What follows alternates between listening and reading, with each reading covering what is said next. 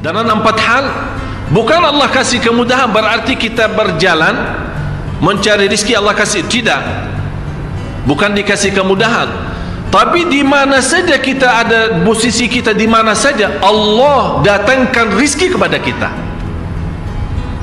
Yang pertama, qiyamul lail, salat malam. Yang kedua, berbanyak istighfar waktu sahur.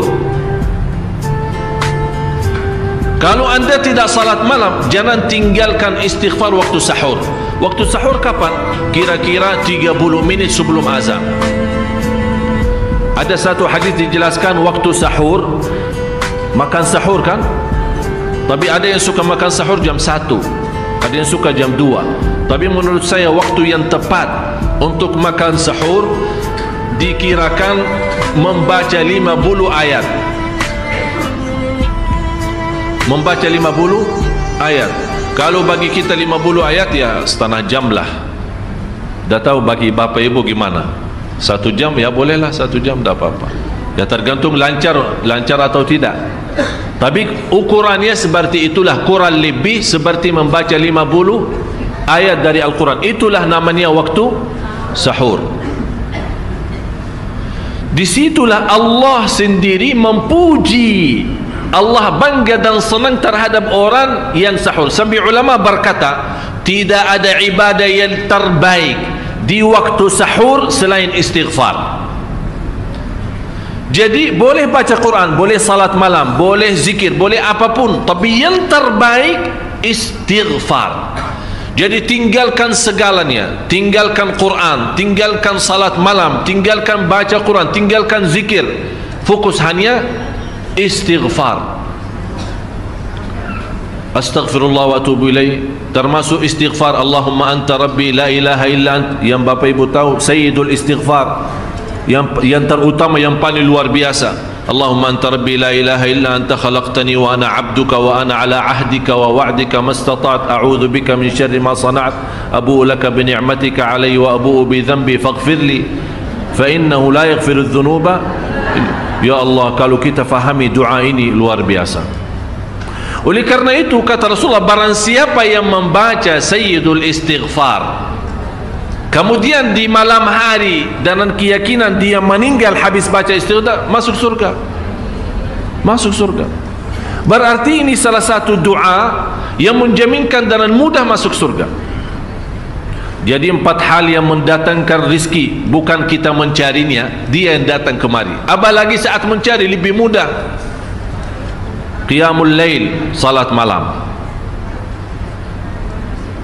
Tapi dalam bahasa, mohon maaf bapak ibu, dalam bahasa Arab disebut qiyamul lail, bukan salat. Tapi kalau diterjemahkan dalam bahasa kita salat. Tapi kenapa di situ qiyamul lail diberikan qiyamul lail, qiyam artinya berdiri, berarti lama. Saking lama berdiri dikaitkan jadi qiyamul lail. Qumil laila ya ayyuhal muzammil. Apa terus? Qumil lail, berdirilah saat malam. Berdirilah, bukan salatlah malam, tidak, berdirilah malam hari. Itu dahsyatnya di situ berdiri. Qiyamul lail. Yang kedua, berbanyak istighfar. Yang ketiga, berbanyak sedekah. Sebenarnya bukan istilah berbanyak sedekah. Kadang-kadang orang bersedekah 100 juta, udah saya sudah bersedekah 100 juta. Bukan itu. Bukan yang dimaksud berbanyak sedekah itu dari sisi uang itu banyak atau sedikit, bukan.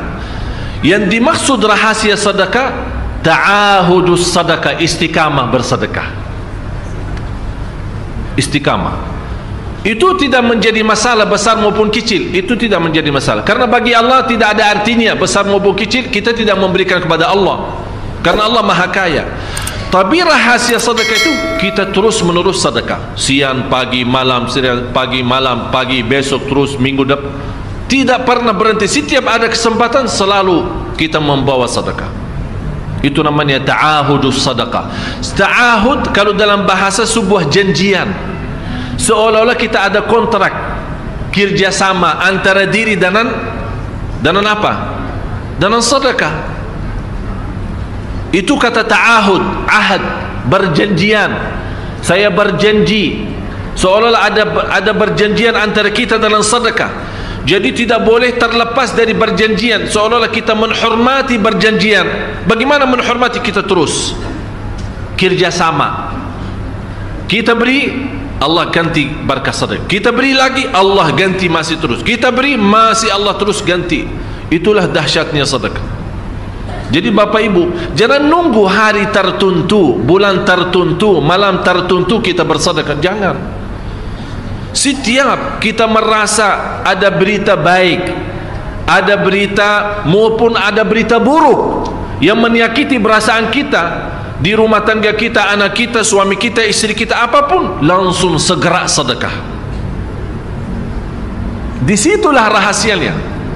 Ikatkan seolah-olah kita sudah membuat perjanjian antara diri dan sedekah dalam segala hal, hal senang maupun hal tidak, hal bahagia maupun hal sedih, hal bangga maupun hal lagi menghadapi kesusahan, kesulitan, selalu sehat dan sakit. Terus yang keempat, zikir, berzikir pagi hari dan sore hari. Berzikir pagi hari dan sore hari. Ini 4 hal Bapak Ibu. Berdiri malam hari, itu yang namanya tahajud, banjani atau lamanya berdiri. Berbanyak istighfar waktu sahur. Yang ketiga, berbanyak sedekah. Sudah Bapak Ibu mengerti. Jadi istilah berbanyak sedekah bukan artinya harus banyak dari jumlah hitungannya, tidak. Yang keempat adalah berzikir di pagi hari maupun petang hari. Amman huwa qanitun ana al-laili sajidan wa qa'ima. Sajidan wa qa'ima. Jadi Bapak Ibu, saat kita berdiri lama, walaupun baca satu ayat diulangi berkali-kali, walaupun baca surah pendek tapi diulangi berkali-kali, tidak menjadi masalah. Bapak Ibu hanya hafal qulhu. Qulhu dibaca 3 kali, pahalanya seperti baca Al-Quran 30 juz. Ada seorang salih mengajak kawannya, sudah mendekati subuh, ayo bangun salat malam dan baca sepertiga Al-Quran. Langsung orang itu menjawab, bagaimana saya baca, sebentar lagi mau azan. Bacalah qul huwallahu ahad, salat malam dan qul huwallahu ahad. Jadi Bapak Ibu, yang saya harap, jangan susah fikir, ya Allah saya mau baca apaan. Tak usah susah fikir. Baca dan nikmati, yang penting nikmati bacaan. Walaupun qul huwallahu ahad setiap hari. Kalau kita pusing baca, Allah tidak akan pusing mendengar. Malah Allah paling senang mendengar bisikan bacaan dan bisikan doa kita malam hari. Allah paling senang mendengar bisikan doa munajat kita malam hari. Itu luar biasa. Terus lanjut, sedang ia takut kepada azab akhirat dan mengharapkan rahmat Tuhan. Ini Bapak Ibu, takut dan mengharap rahmat. Inti daripada salat malam. Inilah rahasia kalau Bapak Ibu mau mendapatkan transferan ilmu dari Allah. Yahdharul akhirah, takut kepada Allah dan takut hari akhirat. Takut aib kita ditahu oleh miliaran manusia. Takut dosa kita ditahu oleh miliaran manusia. Malu terbuka buku amal kita dilihat oleh miliaran manusia. Itu semuanya di hari akhirat.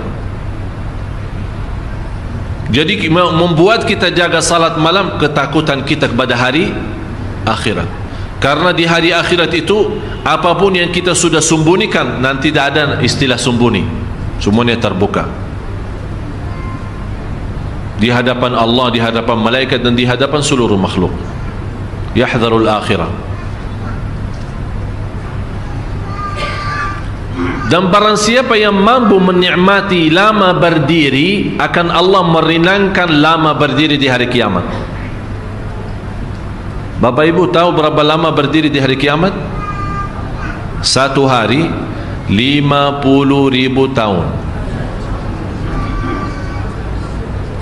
Sekarang kalau saya minta imam khusus malam Jumat ini, ya, malam Jumat ini saya minta Bapak Ibu malam ini kita agak telat pulang. Saya minta sama imam nanti baca Al-Kahfi salat Isya 110 ayat. Dah tahu bagaimana kalau kita takut salah malah dah ada makmum, sudah pulang duluan. Alasannya apa? Oh, ana nanti bis ketinggalan, nanti taksi tidak ada, nanti kalau terlalu malam tidak aman. Itu bermacam. Kita takut urusan antaran ke rumah, pulang ke rumah. Siapa yang menamankan nanti di hari akhirat? Kalau takutan di dunia ini dibandingkan dengan takutan di akhirat, tidak ada, tidak bisa dibandingkan, tidak bisa. Sangat jauh. Oleh kerana itu kata Allah di hadis qudsi, barang siapa yang takut kepadaku di dunia, aku amankan dia nanti di akhirat. Barang siapa yang merasa diri aman di dunia, aku akan membuat dia takut nanti di hari akhirat. Tinggal anda milih. Yang perlu kita takuti bukan urusan dunia, Allah. Ini yang membuat kita jaga salat malam. Yahdharul akhirah. Yahdharu sebenarnya Bapak Ibu, indahnya yahdharu, kata yahdharu, ya, maaf apa bahasa sedang ia takut, sedang dia takut kepada azab akhirat. Ada bahasa yang bisa terjemahkan bahasa Arab. Yahdhar. Yahdharu diterjemahkan takut, padahal lebih sensitif, ya, lebih itu yahdharu apa ya? Hati-hati, waspadalah, waspada. Kalau boleh saya bilang lebih waspada itu menurut saya itu lebih daripada takut. Jadi bukan hanya kadang-kadang kita takut belum tentu waspada, tapi saking waspada betul-betul perhatiannya luar biasa kepada akhirat. Jadi setiap akhirat. Jadi terus terbayang selalu akhirat. Ini yang membuat kita saking waspada, saking betul-betul berhati-hati. Itulah yang paling kata yang cocok, kata yahdharu, yahdharul akhirah. Agar seimbang Bapak Ibu, karena Islam menanjurkan jangan takut sampai putus asa. Itu yang dilarang oleh Islam. Kadang-kadang saking banyak dosa kita, sudah terbayang akhirat, sudah betul-betul waspada, ingat dosa lalu, akhirnya lama-lama saking tinggi takutnya, ya Allah, terus bagaimana dosa lalu saya? Apakah diampuni atau tidak? Apakah dapat rahmat tidak? Ayat selanjutnya memberikan seimbang. Yahdharul akhirata wa yarju rahmata rabbih. Ya Allah, Bapak Ibu mohon maaf kalau saya mau teliti, ya, setiap kata, setiap ayat, setiap kalimat, setiap huruf, barangkali sampai subuh belum kita selesai satu ayat ini, belum tentu selesai. Allahu Akbar. Wa yarju rahmata rabbih.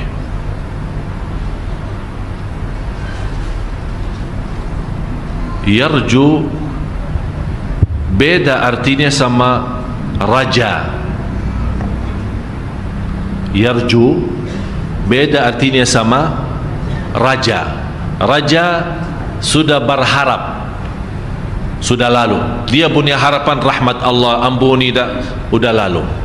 Tapi yarju tidak pernah berhenti memiliki harapan kepada Allah, tidak pernah berhenti, selalu berharap. Di situ ada takut, ada juga di sampingnya harapan. Dia takut memang dihukum atas dosa dan maksiat yang telah dilakukan, tapi di sisi lain dia merasa Allah maha adil dan Allah maha kasih sayang. Bagaimanapun sebanyak dosa kita, sambil Allah bersabda di hadis yang qudsi, Allah berfirman di hadis yang qudsi, ya bna Adam, hei anak Adam, kalau engkau membawa dosa sepenuh bumi, coba bayangkan, kalau menurut saya kumpulkan dosa semua jamaah Sunda Kelapa, belum sampai sepenuh bumi, belum tentu sampai sepenuh. Tapi coba satu orang kalau bawa dosa sepenuh bumi ini, dosa dan maksiat, dosa besar maupun kecil, tapi tidak ada di antaranya berbuat syirik kepada Allah, kata Allah, saya tidak berduli, kata Allah, aku tidak akan berduli mengampuni segala-galanya. Masya Allah, Allah tidak berduli. Artinya bagi Allah sangat kecil dosa itu yang sepenuh dosa bumi. Cuba bayangkan seluas bumi berapa sih? Tapi subhanallah, bagi rahmat Allah kecil itu semua. Dengan syarat jangan berbuat syirik besar, bersentuhan hak Allah subhanahu wa ta'ala. Ini yang membuat kita wayarju rahmata Rabbihi. Kenapa Bapak Ibu tidak dibawa kata wayarju rahmatallah? Kenapa dibawa kata wayarju rahmata Rabbih? Kalau kita lihat awal Al-Fatihah, alhamdulillahi Rabbil Alamin. Apa artinya Rabb?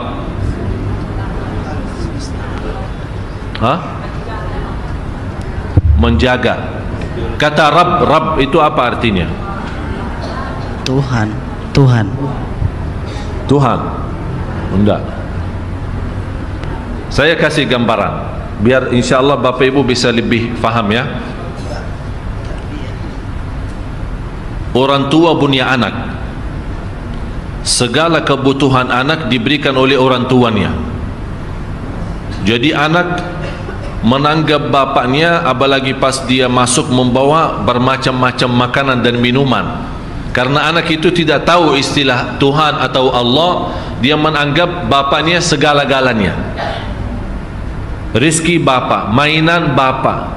Dia datang dari luar membawa banyak macam-macam. Seolah-olah anak itu sudah merasa segala kenikmatan dan kebutuhan oleh anak itu ditutupi dan dipenuhi oleh ayahnya. Segala kenikmatan, segala rahasia, segala kemuliaan semuanya dari ayahnya. Oleh kerana itu dinamakan Rabbul Bait. Rabbul Bait artinya Rabb rumah tangga. Rabb artinya kepala. Seolah-olah karena segala-galanya untuk anaknya adalah dari dia. Yang mendidikkan anak itu, yang membesarkan anak itu dengan segala rizki yang dia bawa kemari untuk anak itu. Oleh kerana itu dinamakan Rabb. Tapi kalau kita kata Rabb sendiri maksudnya Allah. Tapi kalau misal kita bilang Rabbul Masjid atau misal Rabb rumah, apa artinya Rabb rumah? Kepala rumah yang bertanggung jawab segala-galanya. Misal Rabb mobil, apa artinya Rabb mobil? Yang punya mobil. Tapi kalau kita bilang Rabbul Bait, kalau di surat Quraisy kan ada ila fihim rihlatash falyabudu rabb hadzal bait.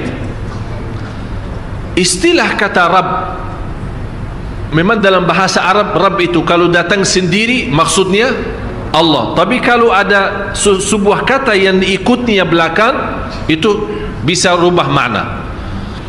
Di sini kata wa yarju rahmata rabbih. Rabbihi ini kan ada hak. Seolah-olah kita di sini menakui tidak pernah terputus harapan kita kepada Allah sebagai segala nikmat yang aku miliki itu dari Dia. Segalanya dari Dia, lahir batin saya dari kecil sampai besar dari Dia. Oleh kerana itu saya bilang Rabbi. Kalau kita bilang Rabbi wa Rabbuka Allah. Kalau di dalam surat Ali Imran ada Rabbana kan? Saat kita baca doa, Rabbana atina. Tapi kalau untuk satu orang apa bilang? Rabbi. Rabbi. Berarti kata sebenarnya kata Rabbi lebihnya daripada kata Allah, padahal kata Allah itu termasuk sebuah nama yang sangat agung di antara Asmaul Husna. Tapi kata Rabbi ini sebuah akuian, ada sebuah barakui ya, kita akui sebagai orang-orang yang tidak punya apa-apa, karena yang mendidikkan kita, yang memberikan segala-galanya Allah adalah Rabbi. Rabbi Allah wa yarju rahmat Rabbi. Seolah-olah di sini, ya Allah, memang Engkau segala nikmat yang aku miliki hanya dari Engkau ya Allah. Saya juga mengharap rahmat itu sebagaimana nikmat yang tidak pernah terputus. Jadi kita ikat kata Rabbi karena kita meyakini dan akui dalam batin kita dengan kata Rabbi, ya Allah, Engkau Rabbi yang mendidikkanku, yang memberikan segala nikmat yang aku miliki, nikmat harta, nikmat sehat, nikmat segala-galanya dari kecil maupun besar, yang terbayang maupun yang tidak terbayang. Kita akui sebagai orang-orang yang mengakui kenikmatan itu. Ya Allah, kita harap nikmat yang terus menerus kepada kami sepanjang hidup kami, ya Allah, kami juga harap rahmat itu tidak pernah terputus. Wa yarju rahmat Rabbi. Bapak Ibu, kalau kita bisa rasakan seperti ini, baru Allah berkata, wahai Muhammad sallallahu alaihi wasallam, hal yastawi alladhina ya'lamun walladhina la ya'lamun. Adakah sama orang-orang yang mengetahui dengan orang-orang yang tidak mengetahui? Apakah sama Bapak Ibu yang tahu sama yang tidak tahu?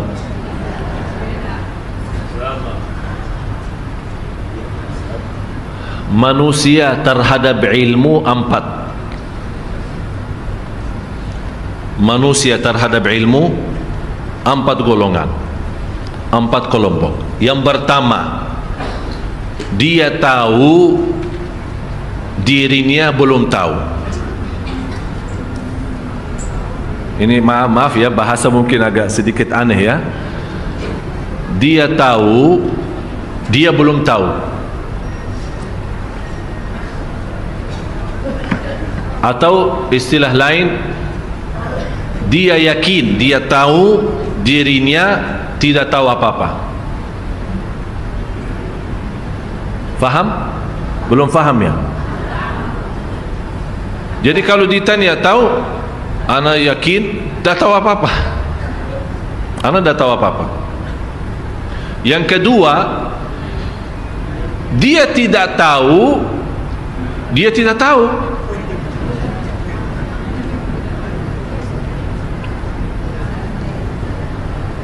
Ini juga menjadi masalah. Dia tidak tahu dirinya, tidak tahu apa-apa. Yang ketiga, dia tahu dirinya tahu.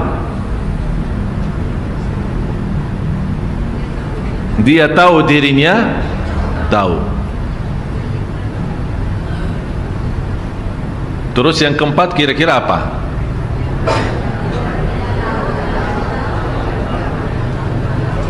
Dia tahu, tidak tahu. Sekarang kira-kira kita dari yang mana? Apakah tahu diri tidak tahu? Apakah tidak tahu diri tidak tahu? Ini musibah ini.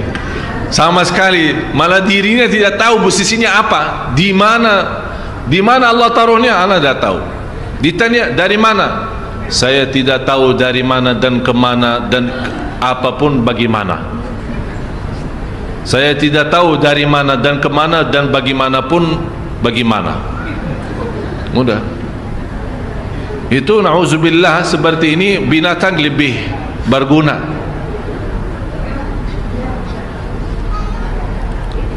Yang pertama, dia tahu dirinya tidak tahu. Yang kedua, dia tahu dirinya, dia tidak tahu dirinya tidak. Ini musibah. Mudah-mudahan tidak ada di antara kita yang tidak tahu dirinya tidak tahu. Yang ketiga, dia tahu dirinya tahu. Yang keempat, dia tidak tahu dirinya tahu. Maaf, saya memang bawa bahasa tapi yang mungkin, tapi Bapak Ibu sudah faham tujuannya, maksudnya apa. Itulah qul hal yastawi alladhina ya'lamuna walladhina la ya'lamun. Apakah tahu, apakah sama orang yang tahu sama yang tidak tahu? Berarti yang tahu dua golongan, yang tidak tahu juga. Yang tahu dirinya tidak tahu, ada yang tahu dirinya sudah tahu. Ada yang tidak tahu dirinya tidak tahu, ada yang tidak tahu dirinya tahu. Menjadi tahu aja.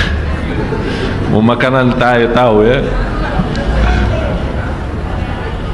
Jadi makanan tahu dan tempe. Qul hal yastawi alladhina ya'lamuna wal ladhina la ya'lamun. Sebelum ditutupi ayat ini, Allah berkata apa? Ustaz,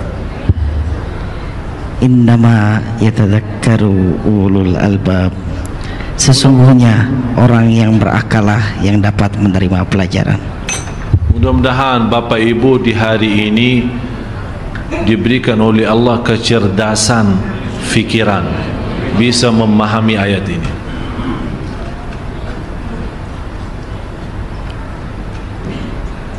Menurut saya, kalau kita benar-benar mau memperbaiki kehidupan kita dan juga mau memperbaiki negeri kita, kuncinya salat malam.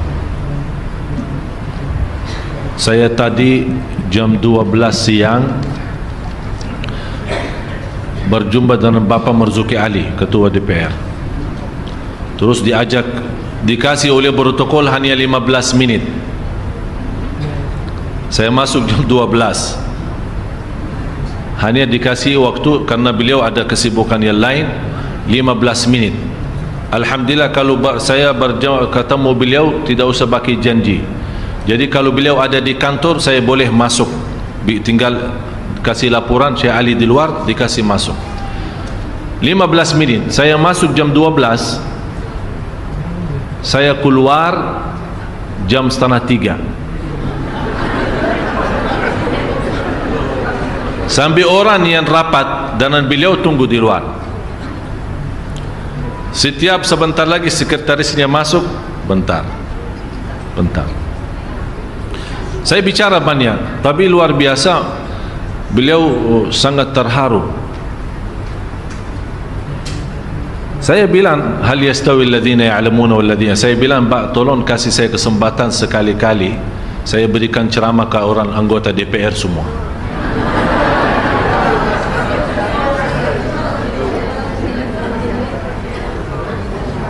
InsyaAllah dengan pertolongan Allah keluar dari DPR semua nangis. Tapi nangisnya yang insyaAllah yang rubah hidup mereka, bukan nangis yang tapi habis nangisnya malah hilang sandal. Ada satu cerita, seorang salih khutbah Jumat, khutbah yang membuat jamaahnya nangis, terharu, tersentuh. Begitu bubar dari salat Jumat, malah hilangnya sandal imamnya hilang. Dia heran, kalau memang semua jamaah nangis, yang curi sandal saya siapa sih? Jadi kan nangis bermacam-macam. Dan yang kita harap nangisnya itu yang bisa merubah kita, yang bisa menanamkan rasa malu, yang bisa menaikkan kualitas takut. Yang saya selalu bilang, terisi takut hati kita kepada Allah, terbakar yang namanya syahwat. Bukan menghilangkan syahwat lagi, terbakar, habis total syahwat itu. Jadi bagaimanapun datang syaitan menggoda, tidak ada lagi, tidak ada yang tersisa dari syahwat karena sudah terbakar habis. Itulah saking nikmatnya ayat ini. Yang mudah-mudahan Bapak Ibu kita menjadi orang yang disebut oleh Allah di ayat 9 ini. Innama yatadzakkaru ulul albab. Ya Allah, jadikan Bapak Ibu semua ahli ulul albab. Ulul albab dijelaskan oleh ulama yang berakal selamat. Akal selamat artinya bukan orang stres, bukan. Akal selamat artinya memiliki kecerdasan yang bisa memahami tujuan daripada ayat. Oleh karena itu Bapak Ibu, saya harap saat anda nanti malam salat malam, apalagi malam Jumat, saya minta semua jamaah mulai malam ini kita bikin sistem baru salat malam. Mudah-mudahan karena malam ini malam Jumat dan malam berkah, kita harap mulai malam ini Allah rubah segala-galanya ke depan. Hajat dunia, hajat akhirat, urusan rumah tangga, urusan usaha, urusan rizki, urusan kesehatan kita, segala-galanya Allah uruskan. Jadi kita benar-benar kita buka jubah. Saya yakin kalau Bapak Ibu masuk, apalagi malam Jumat, malam yang penuh barakat dan rahmat, di waktu sahur sebelum subuh, kira-kira 1 jam atau setengah jam saja, tak usah lama, 2 rakaat tapi dengan nikmat, dengan enak, senang, rasakan, terasa kita berdiri di hadapan Allah dengan rindah hati, dengan tawadhu, lembut, dan merasa merindukan segera sujud. Karena habis lama berdiri, saya yakin akan Bapak Ibu malam besoknya, walaupun capek, walaupun nantuk, walaupun mau tidur, Allah kasih energi untuk kita bangun salat malam lagi. Karena kita sudah terasa indahnya, sudah terasa kenikmatannya. Wallahi kalau bukan salat malam, tak ada lezat di dunia, tak ada istilah nikmat di dunia. Kata ulama, ada surga Allah di dunia. Barang siapa yang masuk surga Allah di dunia, pasti masuk surga Allah di akhirat. Salat malam surga Allah di dunia. Salat malam. Siap?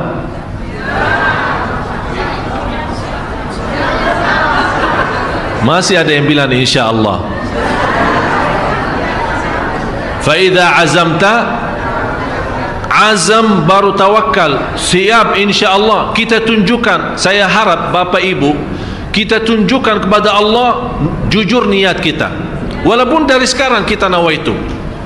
Tunjukkan Allah, karena sekarang melihat bukan ucapan kita, bukan apa yang Bapak Ibu dengar, tapi Allah sekarang saat ini melihat apa isi hati Bapak Ibu. Isinya apa? Kita, Allah melihat isi hati saya akan tunjukkan Allah. Seolah-olah kita berkata dari dalam hati saya, ya Allah, lihat saja nanti, lihat saja nanti bagaimana.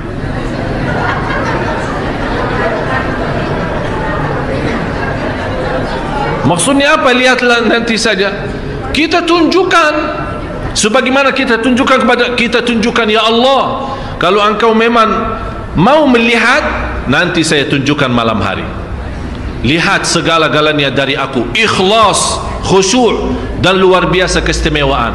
Disitulah Bapak Ibu, wallahi saya yakin begitu anda salat subuh dan buka hari baru, sungguh akan menjadi berbeda dalam segala perasaan kita. Mau coba? Nanti malam, lapangannya nanti malam.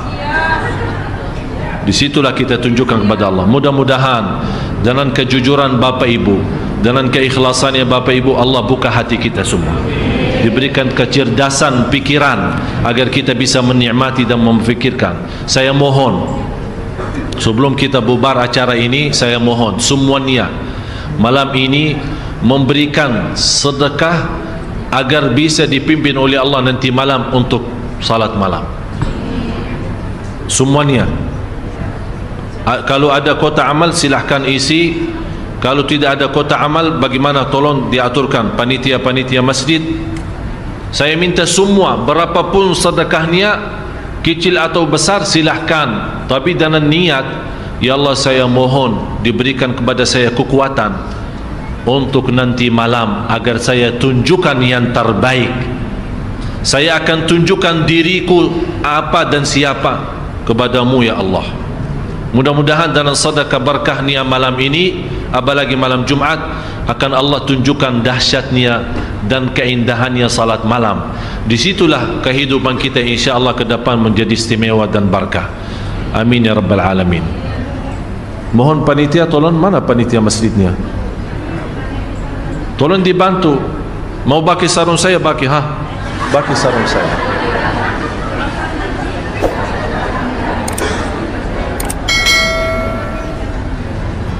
Semuanya saya harap semuanya bersedekah malam ini. Apa bagaimana terserah, mau berapa terserah. Saya tidak tuntut dan saya tidak minta. Pokoknya saya harap, tapi dengan niat satu. Ya Allah, kasih saya kekuatan dan taufikmu agar saya nanti tunjukkan kata sajidan wa qa'ima sebagaimana ayat ini. Dan mohon Bapak Ibu nanti kalau Bapak Ibu sudah pulang ke rumah, sebelum Anda tidur, baca ayat ini, surah 39 ayat 9. Baca sambil nikmati, sambil rasakan, sambil hayati, kemudian tidur. InsyaAllah lihat tidur yang indah. InsyaAllah lihat tidur yang indah. Sarung saya jangan bawa jauh dong. Semoga apa yang saya sampaikan bermanfaat. Semoga bagaimana kita sama-sama berkumpul di sini, mudah-mudahan diberikan oleh Allah kemuliaan, sama-sama jumpa lagi di surga Allah bersama Nabi Muhammad sallallahu alaihi wasallam.